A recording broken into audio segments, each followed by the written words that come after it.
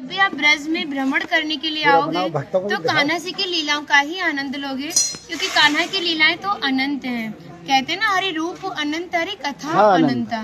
लेकिन जब भी आप भांडीर वन में प्रवेश करोगे, कभी शास्त्रों का अध्ययन करोगे या किसी के मुखार विंद से श्रवण करोगे तो ज्ञात होगा कि भांडीर वन में एकमात्र लीला नहीं है। यहाँ पे हमारी 14 लीलाओं का उल्लेख है। प्रथम लीला श्री जी के विवाह की मानी जाती है, लेकिन सबसे बड़ा ग्रंथ श्रीमद् भागवत जी को माना जाता है। आपने उसका अध्ययन श्रवण किया हो तो राधा रानी का नाम उसमें आता है, नहीं आता? श्रीमद् भागवत में नहीं आता, बिल्कुल नहीं आता, क्योंकि सुखदेव जी राधा रानी को परम गुरु मानते थे। जब राधा रानी का नाम ही श्रीमद् भागवत जी में नहीं दिया तो विवाह का उल्लेख कैसे हो सकता है? लेकिन श्रीमद् भागवत जी को छोड़ के 12 ग्रंथ ऐसे हैं जो हमारी लाडली जी के विवाह का उल्लेख करते हैं।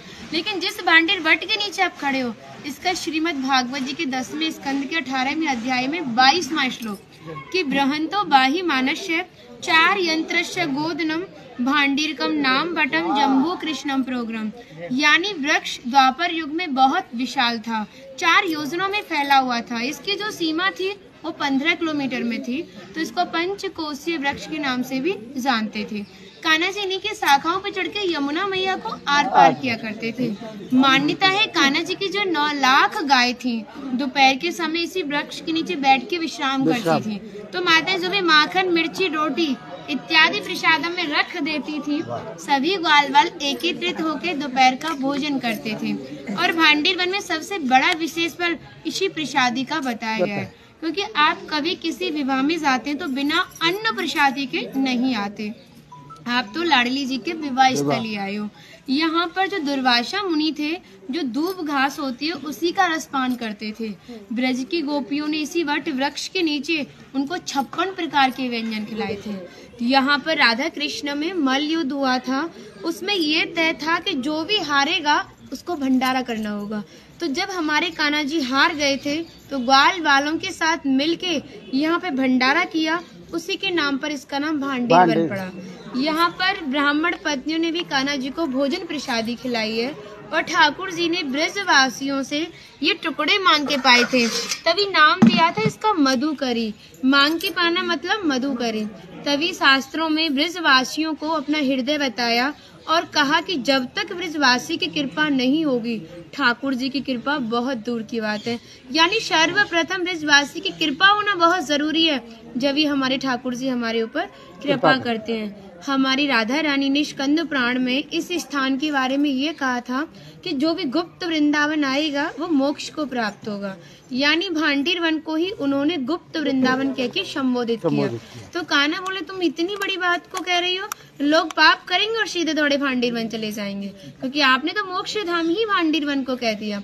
तब हमारी लाडली जी ने कहा, नहीं कान्हा, मैं जिस पर विशेष कृपा करूंगी, जिसके प्रति मेरी भक्ति भाव दोनों सच्चे हैं और भक्त मेरी शादी में उपस्थित है। यानी आज से 5,500 वर्ष पूर्व आप इस स्थान पर थे। मनुष्य तो कोई था नहीं, तो अपने आप को कीड़े मकोड़े, घास फूस, पतझड़ इत्यादि अपने आप को मान सकते हो। जो भक्त उनकी शादी में उपस्थित था वो भक्त कई बार वृंदावन आएगा, जब जाके गुप्त वृंदावन आएगा, और डायरेक्टली नहीं, किसी न किसी के माध्यम से। इस स्थान तक पहुंचने के लिए माध्यम का होना बहुत जरूरी है, और सारा श्रेय भी माध्यम को जाता है, क्योंकि माध्यम ही हमें ऐसे दिव्य स्थान पर पहुंचाता है।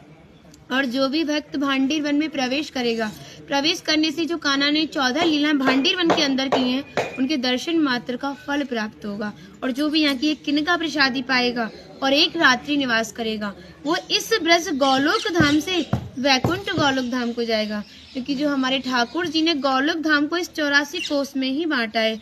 आप यहाँ पे जो भी दर्शन करोगे वो प्रकृति की देन के हिसाब से और मानव निर्मित दर्शन है, लेकिन आप गौलोक धाम में जो भी दर्शन करोगे वो ठाकुर जी के हिसाब से है। जैसे गर्ग संहिता के 6वें अध्याय का नाम है गौलोक खंड, आप उसका अध्ययन करोगे तो भांडीर वट का एक दिव्य वर्णन का अध्ययन करोगे। कहते हैं गौलोक धाम में ब्रिजा नदी के किनारे भांडीर वट है, यानी यमुना मैया का नाम ही गौलोक धाम में ब्रिजा है। तो यहाँ पर भी आप एक भांडीर वट के दर्शन कर रहे हो। कहते हैं लोकनाथ प्रभु जी ने कहा है कि अगर भक्त इस भांडीर वट का दर्शन कर ले, दर्शन मात्र से, स्पर्श की तो बात बहुत दूर की बात है, दर्शन मात्र से ही उसे दोबारा गर्भ में जाना नहीं पड़ता। यानी भक्त 84 लाख योनियों से मुक्त होके मोक्ष को प्राप्त करता है। बोलो राधे राधे। इनका माता जी का नाम है इंदु लेखा, जो भगवान की राधा रानी की 8 सखियां थी उनमें से एक है ना। और मन नहीं कर रहा कितनी तारीफ करे, वो है नहीं इसलिए बोल नहीं रहे, कृपा कारण स्टार्ट कर दिया। हम सब केवल बाजरे की रोटी खिला रही हो, तुम सच में राधा रानी हो। और ऐसा आशीर्वाद दो हम सबको, सच में ऐसा आशीर्वाद दो कि हमारी मैया भी, हमारी सब माताएं भी थोड़ा थोड़ा जिनसे ये मिलें। देखिए भक्ति का स्तर है, एक इतना बड़ा एक इतना है, तो इनको जो इनसे छोटी भक्ति में ये भी उनको कुछ ऐसी बातें बता के भगवान की ओर आकर्षित करें। सबको ऐसा आशीर्वाद दो। आप ब्रजवासी हो इसलिए सक्षम हो, दे सकती हो। बढ़े और ब्रज में वास हो।